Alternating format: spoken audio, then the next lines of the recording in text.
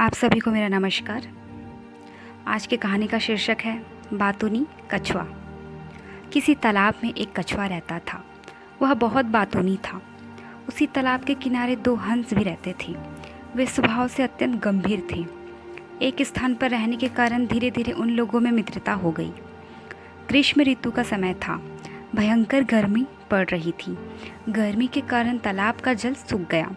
हंसों ने सोचा कि अब जल के बिना इस तालाब के किनारे रहना मुश्किल है, इसलिए हमें कहीं दूसरे तालाब के किनारे चलकर रहना चाहिए।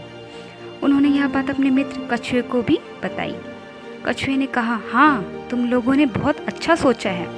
मैं भी पानी के बिना नहीं रह सकता, अतः हम तीनों को किसी दूसरे तालाब पर चलना चाहिए। हंसों ने कहा, ये तो ठीक है, लेकिन दूसरे तालाब पर जाओगे कैसे? हम लोग तो आकाश मार्ग से उड़कर किसी दूसरे तालाब के निकट पहुंच जाएंगे, लेकिन तुम तो इतनी दूर जाने में असमर्थ हो। कछुए ने तुरंत एक उपाय सोचा और बोला, तुम दोनों एक लकड़ी के सिरों को चोंच में पकड़ लेना। मैं उस लकड़ी को अपने मुंह से पकड़ लूँगा। इस तरह तुम दोनों ही मदद से मैं भी अपने जीवन की रक्षा कर सकूँगा और तीनों मित्र एक साथ एक ही तालाब पर रहेंगे। हंसों को कछुओं की योजना अच्छी तो लगी, लेकिन वे दोनों कछुए के स्वभाव से अच्छी तरह परिचित थे।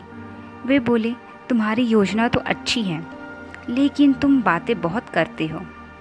रास्ते में अगर बातें करने लगे तो नीचे गिर जाओगे, फिर तुम्हारा बचना असंभव हो जाएगा। यह सुनकर कछुआ बोला, मैं इतना मूर्ख थोड़ी ही हूँ जो बोलने लगूंगा। भला मैं अपने पाँवों पर खुद कुल्हाड़ी क्यों मारूंगा? कछुए के इतने कहने पर हंसों ने उसकी बात पर विश्वास कर लिया। फिर क्या था, हंसों ने एक लकड़ी के दोनों सिरों को अपनी अपनी चोंच से पकड़ लिया और कछुए ने लकड़ी को बीचों बीच अपने मुंह से पकड़ लिया। हंस आकाश में उड़ने लगे। जब वे आकाश मार्ग से जा रहे थे, तभी कुछ लोगों ने कछुए को उड़ता हुआ देखा। वे आपस में कहने लगे, अरे देखो देखो, हंस क्या लिए जा रहे हैं। उनका शोर सुनकर कछुआ अपने आप पर नियंत्रण ना रख सका और बोला, मित्रों, किस लिए शोर हो रहा है? उसका इतना कहना था कि वह नीचे गिर गया और अपने प्राणों से हाथ धो बैठा। जो व्यक्ति बुद्धि से काम नहीं लेते और मित्रों का कहना नहीं मानते, उनका यही हाल होता है। अगर आज की ये कहानी आपको अच्छी लगी हो तो प्लीज़ लाइक, सब्सक्राइब और कमेंट करना ना भूलें। धन्यवाद।